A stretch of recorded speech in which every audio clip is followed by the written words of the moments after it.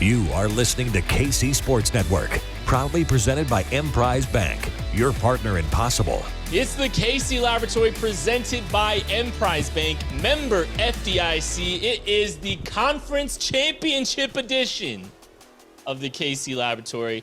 Maddie Lane, I'm here with Maddie and Craig, but Maddie, how much you bench? Buddy, not as much as your volume decibels are right now because you are coming in hot. I'm hyped. I can tell. This is why you're going around asking everybody how much they bench. Yeah. Vegas changes you, Craig. It does. We get here. This is the second day that Ken's been here, and he's going around asking everybody how much they bench. So if you see him ask Dorian Thompson-Robinson or anybody that we interview how much you bench, just don't worry go about with it. Yeah. Do you think when they bench, they activate their pectoral muscles? I don't. So there's that. Hit the like button, hit the subscribe button if you're watching. Appreciate everybody hanging out here. We are beyond excited to be covering a football game right now. This is pretty surreal. Again, we are back in Vegas for another Chiefs Bengals AFC championship. This is our game preview episode. We're going to be kind of breaking down all things Chiefs Bengals as the Chiefs get ready for just an absolutely massive game. And I think the big storyline that everybody's kind of talking about and we'll be talking about until the game is Patrick Mahomes, his ankle, his high ankle, how much it's going to affect him, all that kind of good stuff. And that's really going to be one of the biggest, it's the biggest question mark in this football game. I mean, there's a couple other ones that matter, but I think this is the big one we're all paying attention to is, okay, what kind of mobility are we going to expect? How much is this ankle injury going to affect him? That's the biggest storyline here, Matthew. For sure. And so, as we're recording this now, the last bit of information that we have kind of gotten is using stairs with the right foot, skipping, spinning. All things are pointing towards he's at least 100% going to play. I think we very much know that. And there seems to be more mobility than I think a lot of people were anticipating going into this as of right now. It's still a few days out. There can always be a setback or there can be more improvement. So we don't know yet. But it seems like things are trending towards he will not be extremely limited in his mobility. He might still be limited a little bit, but I get the feeling right now watching him move, walk and stuff. I think he is going to be good enough on that foot. He's going to be mobile enough that, I don't know if you really have to change much at this point in time. It seems like he's trending towards being able to move all right. Yeah. And I like that the protocol for getting him, making sure that he's moving well are the same things that I do with my 1.5-year-old, Well, he's spinning and he's skipping and he's able to go upstairs. It's like, well, good. So but no, it's good to see because I think we were all very legitimately worried that Patrick Mahomes was going to be a statue in the pocket and was not going to be able to move effectively. We'll see. He might still be a little bit limited, but it's not going to be to the extent that maybe some of us thought, maybe even Vegas thought. We've seen the line shifted a lot as he's basically full practice 2 days in a row now at the time of this recording. So I do think that we're going to see as full of a Patrick Mahomes performance as we possibly could because, it still could be limited, but it's not going to be to the point where he's going to be a sitting duck back there where the Bengals are going to be able to just tee off because he's going to be sitting in the same spot all game long. I think they're going to move the pocket, and I think they're going to get him on the move some, and I think he's going to be as close to Patrick Mahomes as we've seen. It's the stark contrast between us talking on Monday and now is ridiculous because we're sitting there kind of looking at this, what's going on, and we're talking no under center. We're saying, they're not be able to do much, and we're having rollouts, no sprint outs, no sprint. So many different things. We're just throwing these scenarios out because 2 days prior to Monday, he's under center, literally hopping to the mesh point from in under center runs, and it's a predictable play because they're not running play action out of it. They're not booting him. That's not happening. So, but then we get to today, and there's very limited access that the media is going to have to practice. But the opening teams or the opening takeoff segment of practice, Mahomes is handing the ball off under center. And so you see all that and you go, okay, he's made of an element that doesn't exist on the periodic table. He's like legitimately an alien because this man is, what he's done in such a short amount of time to show that level of mobility. 2 times already a full participant in practice now. that has come out. He's a full participant yet again. It's just remarkable. So I guess, we kind of look at it and say, okay, so, I mean, do we think that they're changing the game plan at all? Do we think they're tweaking it at all, Matthew? Tweaks, yes. Changes, no. Yeah. I still don't think you're going to call a lot of sprint outs. I still don't think you might get him on a hard play action from under center where it's like a half rollout and you're coming into a stop to deliver the ball. But I don't think you're trying to call actual full rollouts to the sideline. I don't know about the sprint outs. Maybe not an option play to kick off the game this week, or a one-legged option play. I think there will be small tweaks, but I don't think you have to dial back anything else. Just based on what we've seen without, having a good idea, it looks like he can plant on it a little bit. It looks like he can create a little bit of torque, put some pressure through it just based on the things that we've seen. So I think that opens up the vertical passing attack, anything out to the side. Like, I think everything throwing the ball is there. I just think there might be some limitations on how frequently maybe you ask him to do a sprint out. Maybe it'll still be in there. You need a 3rd and 3 that you have to have, and you can't run it because the Chiefs can't run the ball in 3rd and short. Maybe the sprint out is now still in the playbook. It's just not something that you can rely on like they have at times this year. And I think the part that you mentioned about him being able to throw everything that you want was the part that I personally was probably the most worried about. Is he going to be able to plant and drive? Is he going to be able to throw the ball with the kind of velocity that we expect? We have seen at times this season the only thing to really stop Patrick Mahomes from being, on this upper tier is when he's been unable to throw with his full base. And if he can do that, if that's something that I said in practice today, oh yeah, Andy said, yep, he's able to plant, he's able to drive, he's able to throw the ball the way that we would expect him to. So if that's the case, then you're good to go. Like those are the ones that really matter, especially if the Bengals are going to sit a little bit back. They're going to try and force you to be patient and take everything underneath. If he's able to drive everything to the spots where he needs to underneath, it's good. You got the game plan right there. You can still execute a lot of the things that you would expect. And then you can drop back in the pocket, still be able to throw with some velocity, still get and touch down the field. Great. Yeah. Yeah. It's, again, just blown away what we've seen to this point. It's wildly impressive. And we talk a little bit about like some of the tweaks and stuff.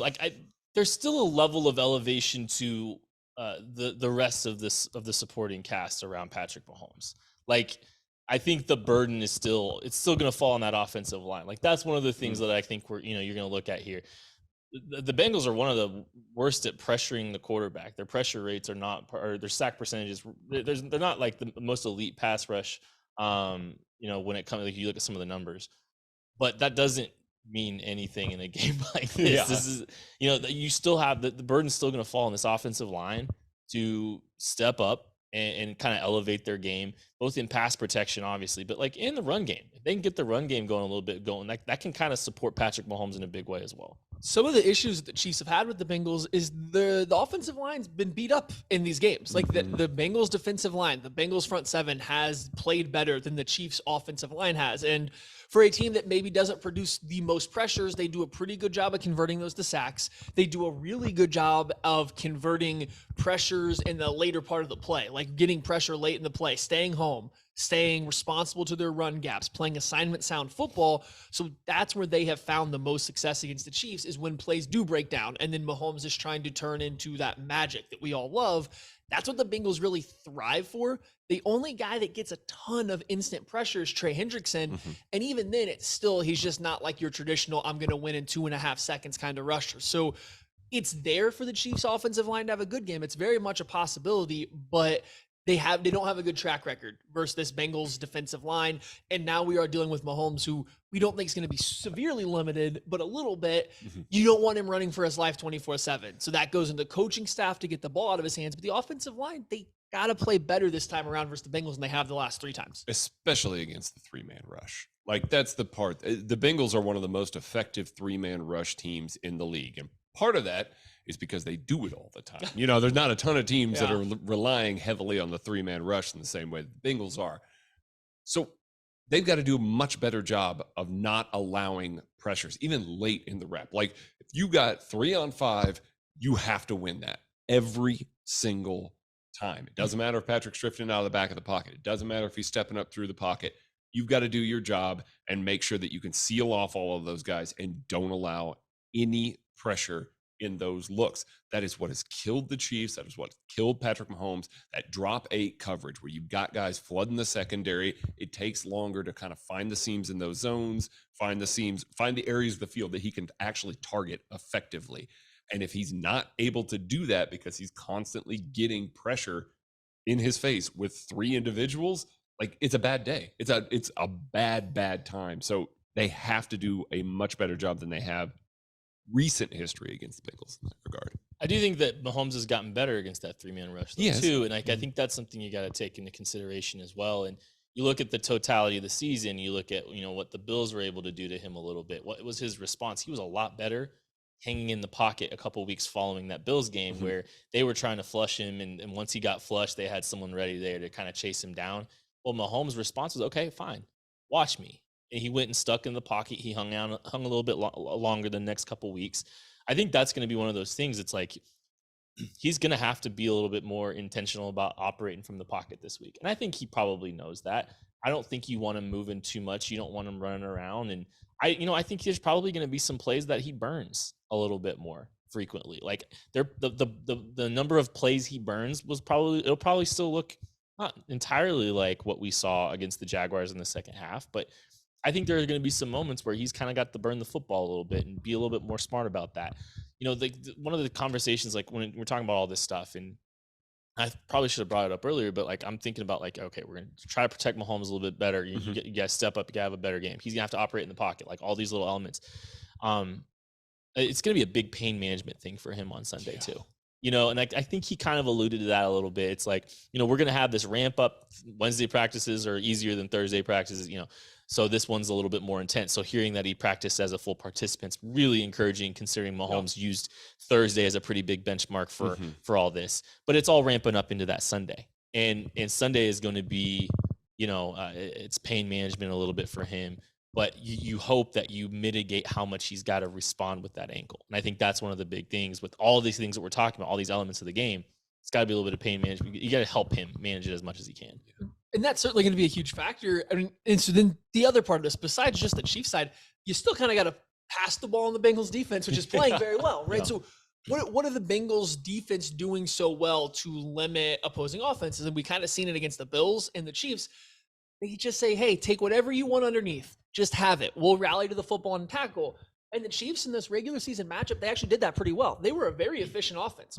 Minus a fumble, a missed field goal. They were moving the ball consistently. They had a very efficient offensive performance. So Mahomes can do it. And I don't think, when I think back about that Bengals game, it wasn't him running around making all these crazy plays on the move. It was just methodically moving the ball up and down the field.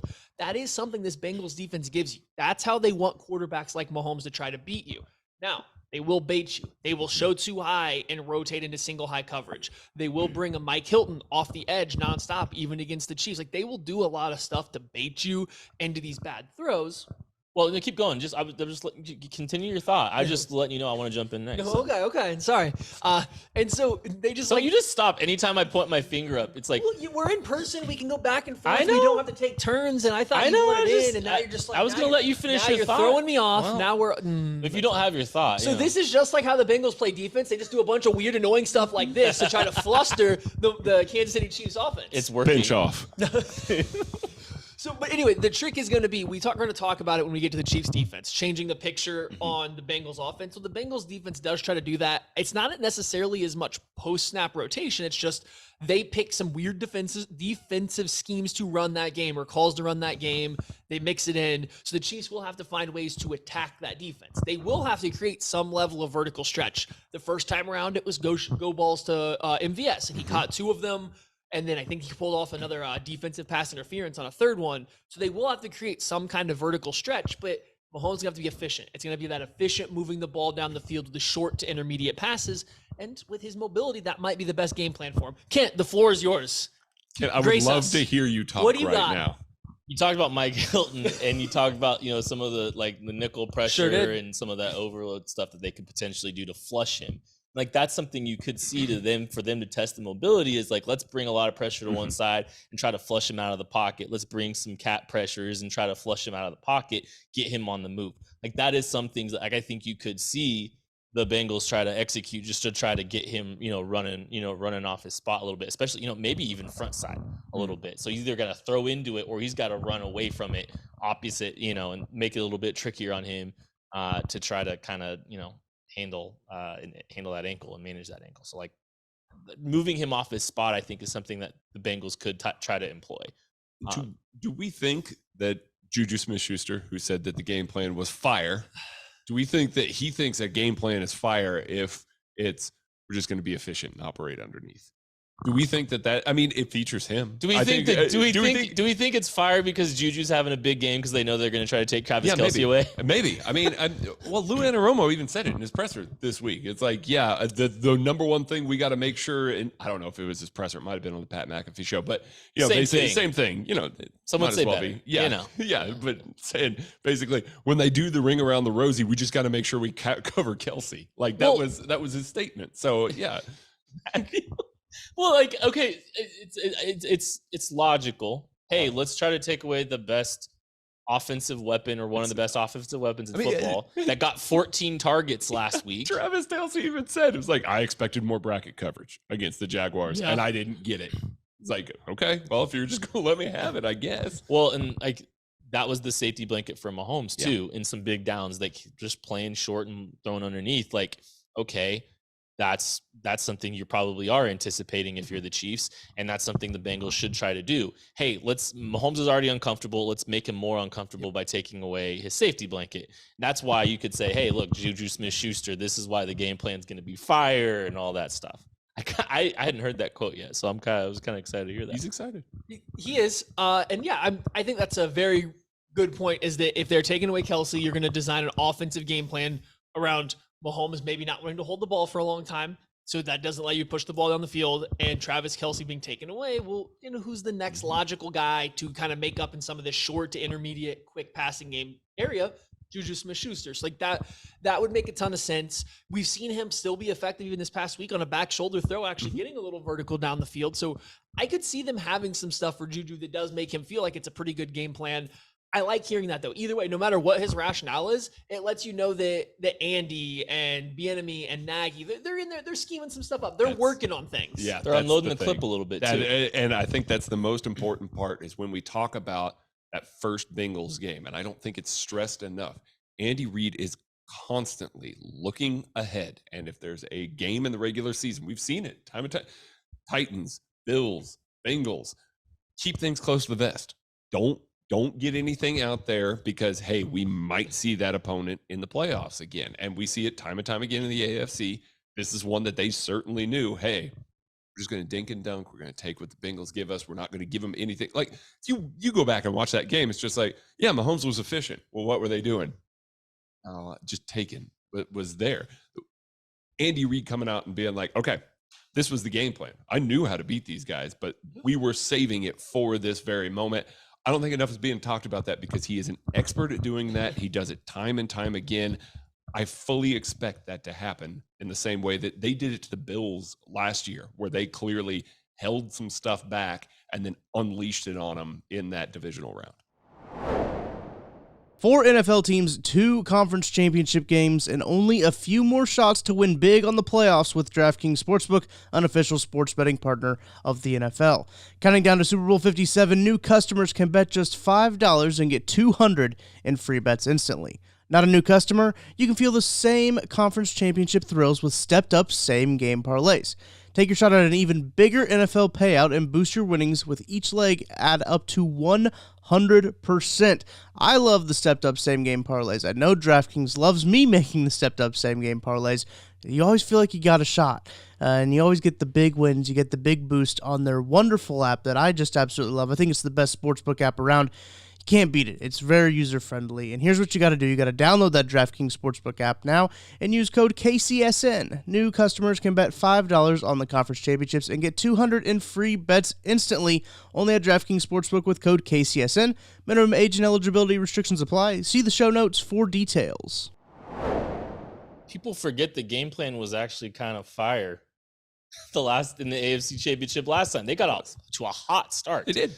And then Patrick Mahomes struggled, had the worst half of his career. when they started dropping 8. And so, like, yeah, maybe they needed more answers to something they hadn't seen all season. But the game plan was pretty fire. They got off to a really, really hot start and were scoring a bunch of points. And you talk about Tyreek Hill, if he run to the pylon, man. Just runs to the pylon. Just make it a foot race. It's literally like we might be talking about the Chiefs trying to defend a Super Bowl right now. And all this Joe Burrow stuff and this Burrowhead stuff doesn't even exist. Well, and people forget, before the interceptions last year, before the interceptions started, there were 2 drives ended by drops. A second and third down drop on the first drive out of halftime, and then a Byron Pringle drop on the drive after that. So correct. The second half, it wasn't even that the offense wasn't working. It's just they didn't even get a chance to get going in the second half because drops killed a couple drives. Pat made a bad decision to try to force a ball around a defensive lineman, and that's where things really started to spiral. But it's not like we can definitively say the second half game plan wasn't working. Yeah. There was just drop passes that would have been for first downs. Correct. No. Let's do players to watch on the offensive side of the ball. What you got? I'm going to go Kadarius Toney. We talk about how, the Chiefs are going to play a little bit shorter maybe. Maybe they're trying to be more efficient. And the Bengals are really good at rallying to the football. Like, that's what they do really well on defense. You know who's really good and has great contact balance and can stay up and get those extra yards? Kadarius Toney. We saw that against the Jacksonville Jaguars. That's why he got the targets that he did. It wasn't necessarily because, hey, we're scheming Kadarius open looks. It was, hey, I'm moving through my progressions. I'm going to get the ball to that guy, and he's going to make the most of it. I fully expect to see more of that. We didn't get to see that in that first game against the Bengals either. So it's something that they can still lean on, some of the more efficient stuff and the shorter stuff, and still get good results because of a guy like Kadarius Toney. Well, and Toney and Hardman, McCole Hardman didn't play in that game. So they didn't have either one of their speedy gadget yards after catch guys. And I think that plays a huge part in what the Chiefs offense is. Like, whatever you think about those players, those 2 guys play a big role in what that Chiefs offense is going to be. So that's a great one. I'm going to go with Jerick McKinnon. I know a lot of people are going to talk about Isaiah Pacheco a lot for this game. I'm taking both running backs. So I was going Jerick. I'm taking both of them. I'm taking both running backs. Get over it, Kent. Pacheco for his run game. I think the Chiefs might want to rely on it a little bit. He's been running the ball well. It's hard to run on the Bengals defensive line. It is. But I think Brett Coleman, when we had him on for the KCSN update, he had a really good idea that just run outside a little bit. The outside zone stuff we didn't want to see last week with the hobbled Mahomes might be better versus the Bengals because you're getting away from DJ Reader. The whole point is getting away from DJ Reader. I am on board with that. You're trying to pin DJ Reader in. You get Pacheco moving in the open field a little bit, and then for Jerick McKinnon, Mike Hilton want to come on a blitz and try to make Patrick Mahomes move. You know how you stop that? You put him on his ass one time with Jerick McKinnon. You go send him into whatever planet that Jaguars linebacker is. Like, McKinnon's going to be big in his blitz pickup. He always is. He wasn't involved much in the passing game last week. I think the Jaguars were trying to take him away. I don't know if the Bengals will focus on him as that hard. I just don't know. I don't know if that'll be a huge emphasis for them or not. So if he's getting free, get him the ball too. That's where I'm seeing. I see 2 good big games for both running backs, Kent. I think Jerick McKinnon's going to outsnap Isaiah Pacheco this week. I just think He should. Yeah, I think he will. And just ball security stuff too. Just putting some trust in Jerick McKinnon, the veteran, with pass protection, with the run game a little bit. Like, I'm not saying Isaiah Pacheco's not getting the football. It's just, I just think I could see them leaning a little bit more on Jerick McKinnon this week just to try to put a little bit more trust in the veteran, the guy that's been here, the guy who's been through all this. I think both of the guys you guys have talked about already, or the 3 guys that you guys have talked about already, those are 3 of the guys that I'm really focused on ball security with.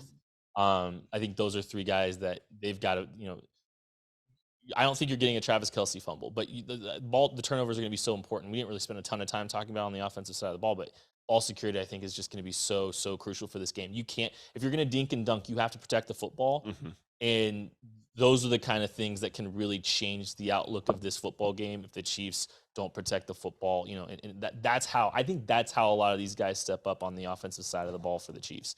We're going to go with Orlando Brown as my player to watch, though. Good choice. Because you sold Jerick McKinnon from me. Can you just take in Pacheco and I could, whatever. Do you know how much either one of those bench? I'm going with Orlando Brown Jr. Just because it's kind of been a high variance season for him, a little bit up, a little bit down. Obviously, last week was not great in the first half of that game, especially. Mahomes got injured by a guy that Orlando Brown Jr. was trying to block. It's going to be a big game for him. It's going to be a huge, massive test for him, how he responds. I think he understands the gravity of his responsibilities this week. Not that he doesn't always, but this is different. He's got to do everything he can. He's got to sell out to protect his quarterback. He's got to be an efficient mover in the run game. It's going to be a very important. It's going to be very important for him to play his best game as a Chief or his best game this season, I think. And if he does that, I think the Chiefs are going to win this football game. So my player to watch on the offensive side is Orlando Brown Jr.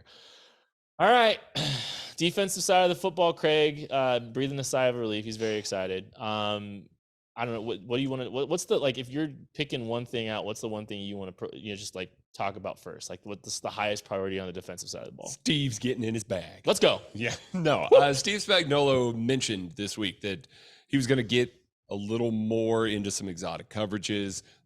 Basically, he's unloading the clip. He is. There's no reason to hold anything back now.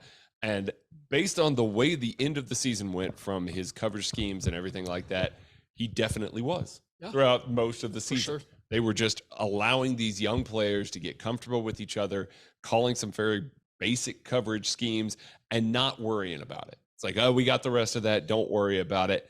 And then he comes out towards the end of the year, starts implementing more of it, comes out the very first play of the Jacksonville Jaguars game and runs a cloud coverage with dropping the slot corner on a rundown. That is a dime look that he's doing there. Very clearly wanted to put that on tape because he wants Joe Burrow to be thinking about, hey, this guy is dialing everything up. He's putting everything on tape again, where maybe throughout the year, maybe that first matchup, there wasn't a whole lot that they had going on. They're going to play cover 2. They're going to play a little 2-man. They're going to mix it up a little bit, but it's not going to be much.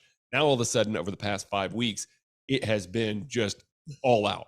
He has been calling a little bit of everything and putting so much stuff on tape that now Joe Burrow is going to have that extra second to think about things. And that is so important in the grand scheme of things, especially with a pass rush that is getting home, which, by the way, hey, pass rush has been pretty good the past 5 weeks. Yep. Gee, I wonder what the correlation there is. But, weird. Putting more on the plate of the quarterback, forcing him to hold the ball just a little bit longer, and then giving your pass rushers the opportunity to go and get him. Joe Burrow is going to want to get the ball out quick. He's going to want to throw short. He's going to want to do all that stuff. That's still going to happen. But on those occasions where he's rotating stuff around, where he's pulling stuff back, he's trying to hit some of these deeper shots, having those coverage looks, having that extra time where they have to think about things is so important this week. So I think that's where you have to start is with the coverage stuff against the Bengals. You cannot go out there and run basic stuff versus Joe Burrow. You can't go out there, and even if it's not basic, you can't run the Bills last week. You can't just go run the same stuff. The Bills defense is designed around execution, passing off zones flawlessly, just playing sound defense. Here's the thing. Every defense is going to have a hole versus certain offensive looks. Mm-hmm. And if the Bengals are in that right look, guess who's going to find it every single time? Joe Burrow is. So it's about changing the picture. You have to change the picture pre-snap and post-snap. And even if it means there's going to be a gap somewhere in your defense versus a potential play call, you have to live with it because there's going to be a hole in every defensive play call that exists. I think the biggest thing that teams, and I think the Chiefs have done this, they get scared to play the Bengals. They're afraid of T. Higgins and Jamar Chase beating them over the top. So instead, they play with their tail between their legs. They play 2 high coverages, and they try to make sure they're constantly double teaming these outside vertical receivers. And Joe Burrow this year has evolved his game to the point where he can pick that apart. Mm-hmm. Absolutely no problem, especially if you're giving him that indication before the ball is snapped. Don't be scared. Let them go try their one-on-one shot and let Jamar Chase make an acrobatic Sports Center top 10 play. If it happens, it happens. Commit offensive pass interference. If Trent McDuffie boxes him out and pushes him out of bounds, guess what? That happens too. Mm-hmm. Let him do that. What you can't do is just make it easy. You can't make the 7-yard pass easy time and time again. So late safety rotations, cloud dropping a slot corner, even if Burrow says, oh, I know what that is. I now know this guy over here is going to be open. But guess what? He had to take a second to get there. He had to think about it and process it. I think that's the key, is to just make him think. Don't let him just go out there and react. Make him actively have to think with what you do. If you give up a big play, give up a big play. Dan Sorensen's not out there to be X marks the spot. Right. He's not out there. They don't have that guy right now, at least that we know of. Yeah. Who? Just, I think the linebackers. Yeah, but you're going to target a linebacker for 10 yards versus a 40-yard touchdown. Right. Like that's just, I just think that's what you have to do. Be willing to give up a big play to make him think on 3 more plays to get there. Especially when you got a cat blitz coming off of that We're talking, size, we're too. talking blitz soon. Okay, yeah. We're talking blitz soon. And it doesn't, you gotta, I think what Spags is so good about is sometimes his decision making doesn't make sense, and that's like kind of like it's a little bit it's unpredictable. Like I think that's the magic. It doesn't necessarily have to be feast or famine. We're gonna just do this every play and just live with the fade. Like it's just picking your spots. It's picking different spots here and there and just kind of mixing things up. Like I think that's gonna be, it's what you said. It doesn't have to always make sense. Like you said, like with the first play of the game, an early, But one thing I do think is going to be important is early down defense, because the Bengals were living in second and short all day against the Buffalo Bills, and like they were. Chiefs. Yeah, that's true. I mean, Yeah, they were. And the thing is, I think what's so interesting about the Bengals is they have 2 different ways to beat you on early downs if they'll let you. Like they're really good early down offense. They're going to take these easy completions. They've got very difficult to tackle receivers that are going to, run through contact. They're going to be really difficult to bring down. They're going to turn 2-yard gains into 7-yard gains. I mean, I think the Bengals did a great job. We talked about this early in the week. I think the Bills' game plan and execution was just awful, horrendous last week. Like that's why I'm trying not to, I'm kind of throwing a lot of that game away. They were terrible. They were worse in the snow. They were lacking confidence in the snow, and they were just a tick off with trying to, get their footing, or they were worried about their footing. They played kind of scared and timid. Yeah. But one thing I did appreciate about the Bengals offense is how good they were about getting Jamar Chase the football. And they did it on some of these early downs. They used him all over the field. They were giving him these short passes, and he was turning them into bigger gains. But like it's all of that. It's just you've got to be really good and sound on first down. You can't let a 2-yard gain become 7, because that's where the Bills or the Bengals were just feasting and living very comfortably on those early downs. Well, we got done. I just mentioned Kadarius Toney. You know who's harder to tackle than Kadarius Toney, right? Jamar Chase. Yeah. Like he is ridiculously difficult to bring down on a lot of that short stuff, and they have to, because they're so good at scheming him up the ball.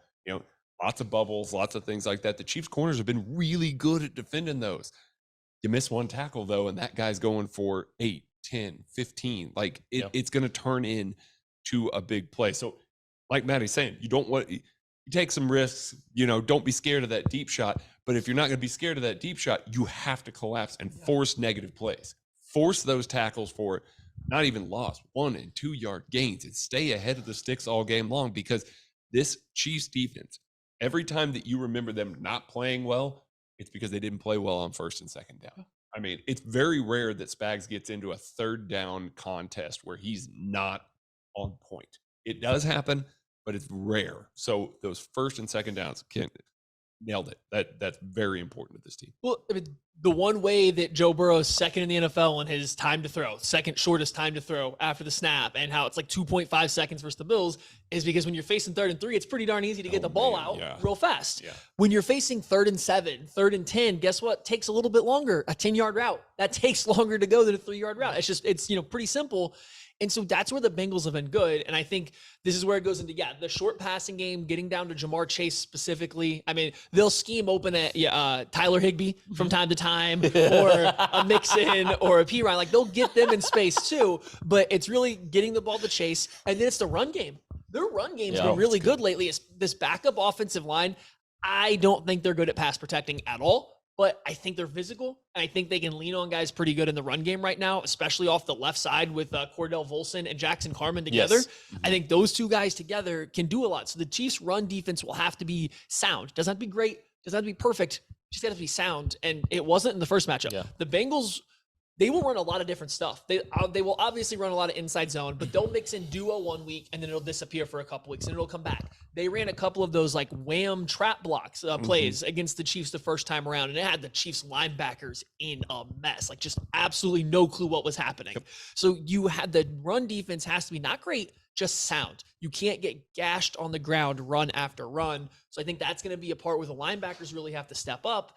And if you're going to play the run aggressively, you're going to have to be careful not to getting pulled forward by play action when you don't have the most athletic guys there behind it. That was okay. Yeah.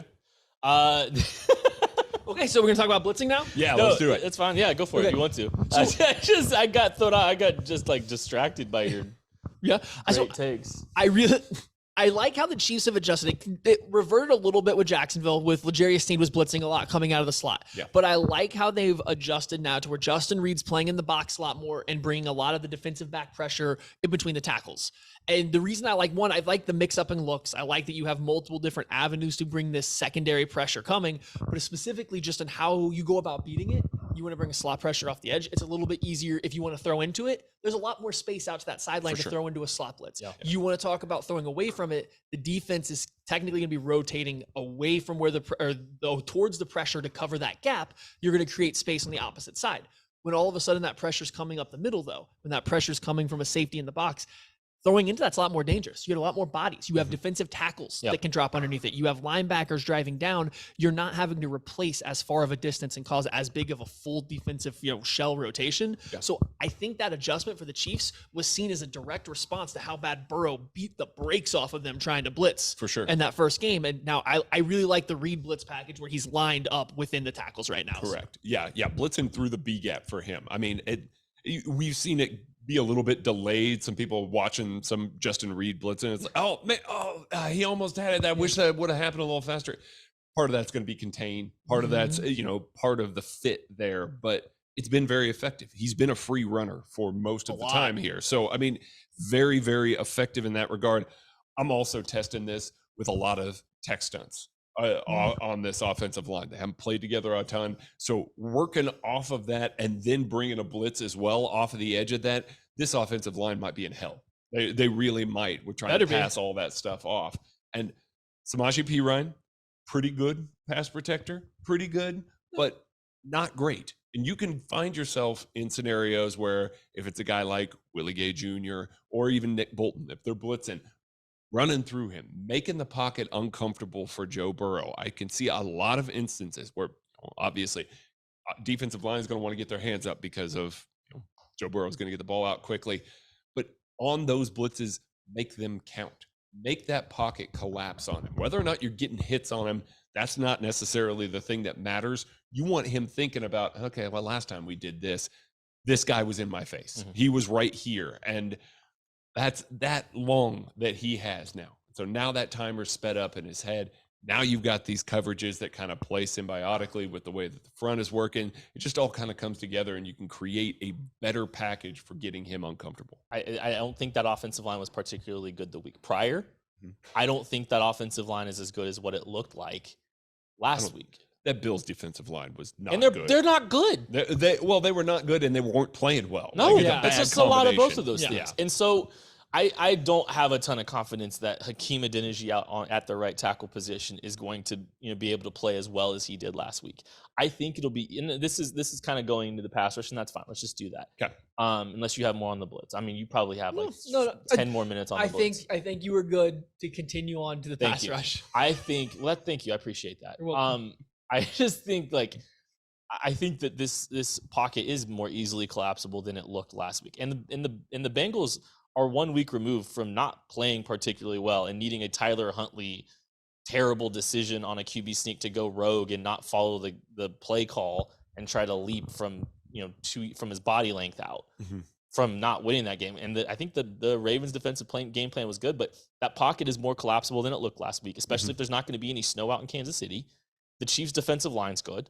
It is playing well. It's better than the one that we saw last week. It's absolutely better. And the Chiefs have a game record. They have a game record. It's Chris Jones. And Chris Jones, he probably would have been the player to watch for all three of us if we really wanted him to. And maybe we'll be a little bit, maybe one of us is still going to use it. Maddie probably will. But I think this is a game for him to, like we talked about on KCSN, it's just a legacy game for Chris Jones. I think that they will move him around a little bit. I think I could see them kind of, they might be Aaron Donalding him a little bit where they're just going to line him over a weak point or a weak spot in the offensive line and just spam it. This is the week to do that. Oh, absolutely. This is absolutely the week to go out and just line Chris Jones up somewhere that you think that they can attack go do it. And it very well could be a little bit of Hakeem Adeniji there. So what the Bengals have done really well when they play the Chiefs is they constantly put their slide to Chris Jones. So he doesn't always get that easy one-on-one matchup. They really do slide into him a lot. And when they think pressure's coming, they are not hesitant to call max protect. They will happily run 3-man routes and just try to protect Joe Burrow and trust their guys to get open. You know, they kind of do a lot. So that's the trick for the Chiefs. If you're going to blitz a lot and the Bengals are countering you with max protect, whether you're blitzing or not at that time, the numbers are even. Your pass rush has to win. And if Chris Jones is getting doubled a lot, he can still win. He can still put his stamp on the game then, but other guys have to win along the line too. And so I don't think it's impossible for Chris Jones to have a mark on this game, have other guys to win along that pass rush. Just, I think it goes hand in hand with the blitz in that the Bengals have a lot of times where they will pick it up, or at least in the past, they have picked up the Chiefs' blitzes as well. They've double-teamed Chris Jones and forced other guys to beat them. And when you don't create that pocket movement, Joe Burrow's fine to sit back there and piece you up. So I think it's big. I think this all still revolves around what Craig started with. You got to get the early down stops, though. If the ball's coming out in 2.5 seconds, it doesn't matter what the defensive line's doing. Defensive line can be great. 2.5 seconds is quick. It's quick.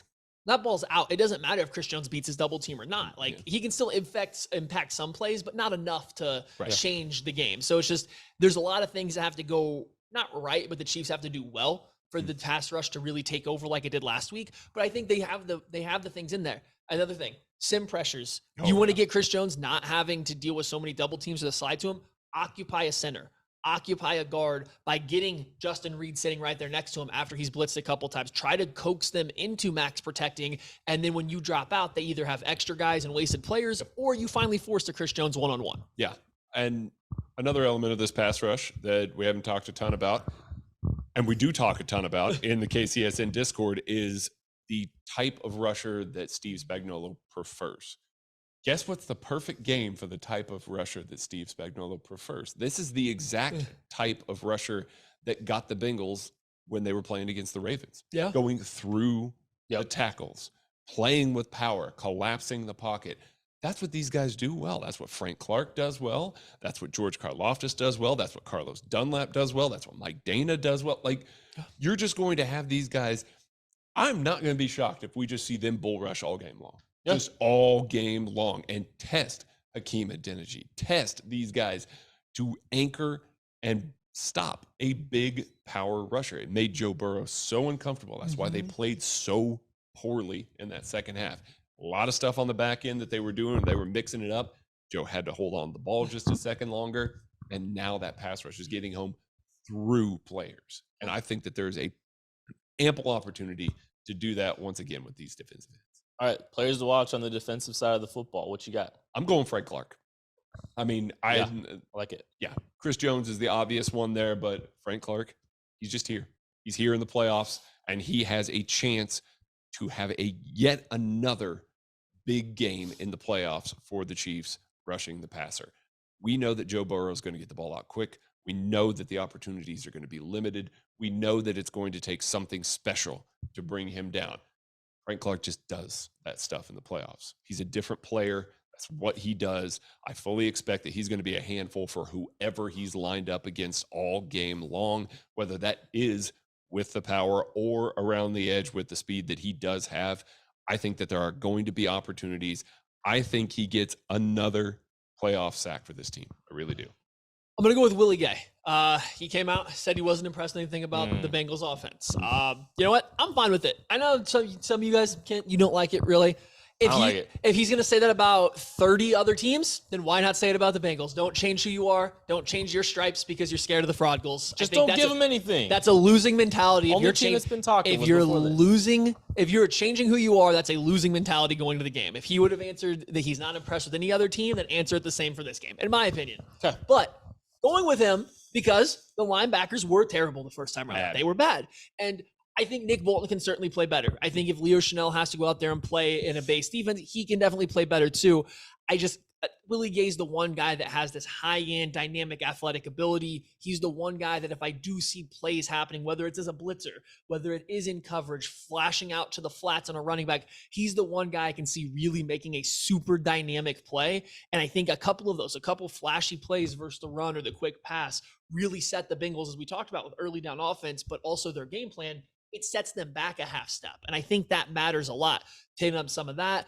The times where they have him kind of spy and just hop around the line of scrimmage trying to jump up and deflect balls, he's really good at doing that. Ball's coming out quick. Maybe he doesn't have to blitz if he's going to be picked up. A guard wants to set to take his gap away. That's fine. Just try to jump up and bat the ball down. So I think there's a lot of avenues for him to put a stamp on this game. He made some big plays in the last AFC Championship game, if I remember correctly. He had a pretty good performance the last time in this game, specifically against the Bengals. I was actually going to go with the whole linebacker room. I was going to kind of Maddie answer. I was going to do it, but I wanted to be nice and save you Bolton. I almost did. You kind of hit on Bolton a little bit. I know. There too. I'm gonna go with Jalen Watson. So, this is a guy with the length outside that can really challenge some of these passing lanes, some of these outside the number throws. He's physical, like you guys talked about. He's active in the run game. He's a guy that can make some things really difficult out there on the edge. I think he's going to get tested a little bit this week. That's one of the guys that I could see them challenging. I know he made a big play last week, but go challenge a rookie, especially since you've got such elite talent at the receiver position and a guy like Jamar Chase. I think Jalen Watson's going to get tested at some times. I think if the Chiefs are going to try to do some of the things that we've been talking about today, Jalen Watson's going to have a pretty big performance. He's going to have a good game. You're going to have to live with some of these attempts at some explosive plays. Jalen Watson can't get caught trying to tackle Jamar Chase. He's got to try to play, he's got to play man for man there and try to win at the catch point, like Steve Spagnuolo talked about in his press conference.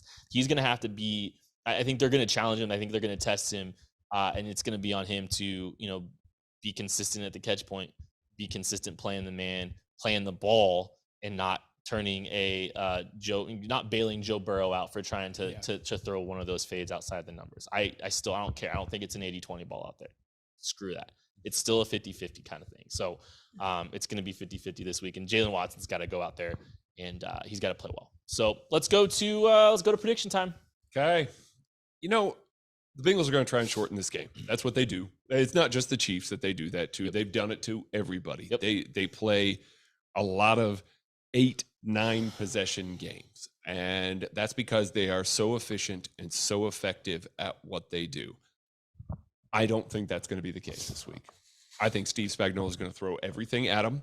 I think that he's going to try and blitz. I think he's going to throw lots of coverages at him. I think this pass rush is going to try and heat him up.